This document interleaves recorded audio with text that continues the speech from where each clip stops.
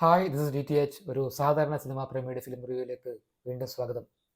Secret, Dhyan Sreenivasan, Aparna Das, Jacob ക്രീറി, Ranjith എന്നിവർ അഭിനയിക്കുന്നു.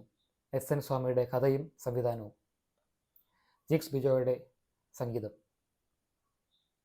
എസ്.എൻ. സ്വാമി മലയാളികൾക്ക് ഒരുപാട് ഹിറ്റുകൾ സമ്മാനിച്ച ഒരു മനുഷ്യനാണ്. പല ഹിറ്റ് സിനിമകളുടെ തിരക്കഥ അദ്ദേഹത്തിൻ്റെയാണ്. ഒരു CBI ഡയറിക്കുറിപ്പ്, 20-ാം നൂറ്റാണ്ട്, ഓഗസ്റ്റ് 1, അങ്ങനെ ഒരുപാട് നല്ല നല്ല സിനിമകൾ സമ്മാനിച്ച വളരെ കഴിവുള്ള മനുഷ്യനാണ് എസ്.എൻ. സ്വാമി. പക്ഷേ ഈ സിനിമ അസഹനീയമാണ്. വളരെ ചുരുക്കത്തിൽ പറഞ്ഞാൽ അതാണ് വേർഡിക്റ്റ്. ഇതിൻ്റെ ഏറ്റവും വലിയ പ്രശ്നം ആദ്യത്തെ 25 മിനിറ്റാണ്. അതിൻ്റെ ഒരു പാറ്റേൺ ഞാൻ വായിക്കാം.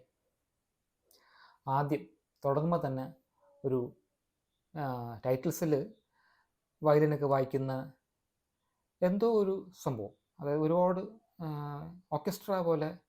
ആ സെറ്റിംഗ് എന്താണെന്ന് എനിക്ക് തന്നെ മനസ്സിലായില്ല. ടൈറ്റിൽസ് കാണിക്കുന്ന പാട്ടിലൂടെയാണ് തുടങ്ങുന്നത്, ആ ഒരു BGM തുടങ്ങുന്നത്. കുറേ പേര് ഇൻസ്ട്രുമെൻറ്റ്സ് വായിക്കുന്നു, അങ്ങനെ തുടങ്ങുന്ന ഒരു ടൈറ്റിൽ. അപ്പോൾ നിങ്ങൾക്ക് അതിലെന്താ കുഴപ്പമൊന്നും വെയിറ്റ്. അത് കഴിഞ്ഞിട്ട് വീണ്ടും ഒരു പാട്ട്, അത് കഴിഞ്ഞിട്ട് ഒരു കല്യാണം, പിന്നെ ഒരു ജ്യോത്സ്യൻ, പിന്നെ ഒരു ബോട്ടിൽ പാട്ട്, പിന്നെ പെട്ടെന്ന് തന്നെ ഒരു പാടുന്ന ആ പെൺകുട്ടിയെ പെട്ടെന്നൊരു കല്യാണ ആലോചന, മാതാപിതാക്കൾ, പിന്നെ ഒരു ഡാൻസ് സ്കൂളിൽ BGM തക്കിനൊക്കെ എന്നൊക്കെ പറഞ്ഞൊരു BGM ഇട്ട് ഒരു ഡാൻസ് സ്കൂളിലെ സീൻ, പിന്നെ ഒരു കല്യാണ സ്റ്റേജ് ഡാൻസ് റിഹേഴ്സൽ.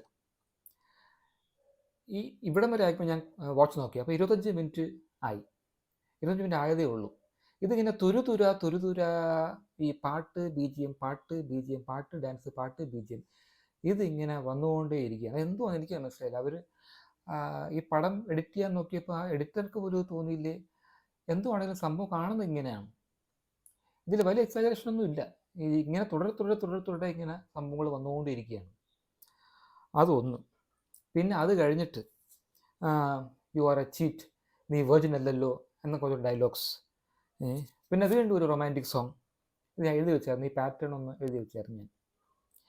പിന്നെ പിന്നെ വീണ്ടും ഒരു അമ്മ മോൾ ഡാൻസ്, ഒരു ഇൻസ്റ്റാഗ്രാം റീൽസ് കണക്ക് ചെയ്യുന്ന കണക്ക്, അതുപോലെ അതങ്ങനെയല്ല, അത് കണ്ടിട്ട് വേറെ ട്വിൻസ് മക്കൾ ഡാൻസ് വേറെ, അങ്ങനെ അത് കണ്ടിട്ട് ഡാൻസ് ചെയ്യുന്നു.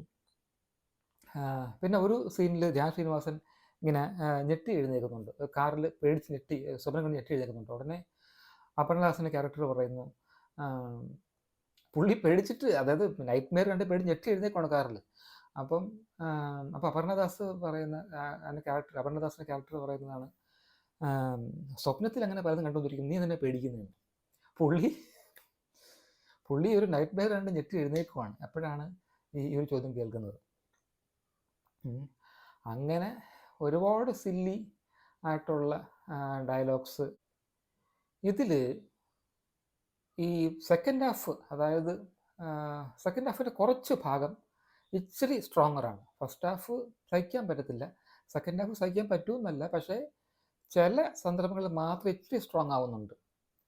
അത് മാത്രമല്ല, രഞ്ജിത്ത് പണിക്കറിൻ്റെ ഒരു ക്യാമിയോ ഉണ്ട്, അത് നല്ലതായിട്ട് തോന്നി എനിക്ക്. പിന്നെ ധ്യാൻ ശ്രീനിവാസൻ സ്ക്രീനിൽ വരുമ്പോൾ ഒരു റിലേറ്റബിൾ ഒരു സംഭവമായിട്ട് നമുക്ക് തോന്നും. റിലേറ്റബിൾ ക്യാരക്ടർ റിലേറ്റബിൾ ആണെന്നല്ല, പുള്ളിയുടെ ആക്ടിങ്, പുള്ളി ആയതുകൊണ്ട് ഒരു next door neighbour, next door boy എന്നുള്ള രീതിയിൽ പുള്ളിക്ക് എപ്പോഴും ഒരു ഇമേജ് ഉള്ളതുകൊണ്ട് ആ ഒരു രീതിയിൽ നമുക്ക് കണ്ടുകൊണ്ടിരിക്കാം കുറച്ചെങ്കിലും. ധ്യാൻ ശ്രീനിവാസൻ ഉള്ളതുകൊണ്ടും രഞ്ജിത്ത് പണിക്കർ ക്യാമിയോ ഉള്ളതുകൊണ്ടും ഒക്കെ.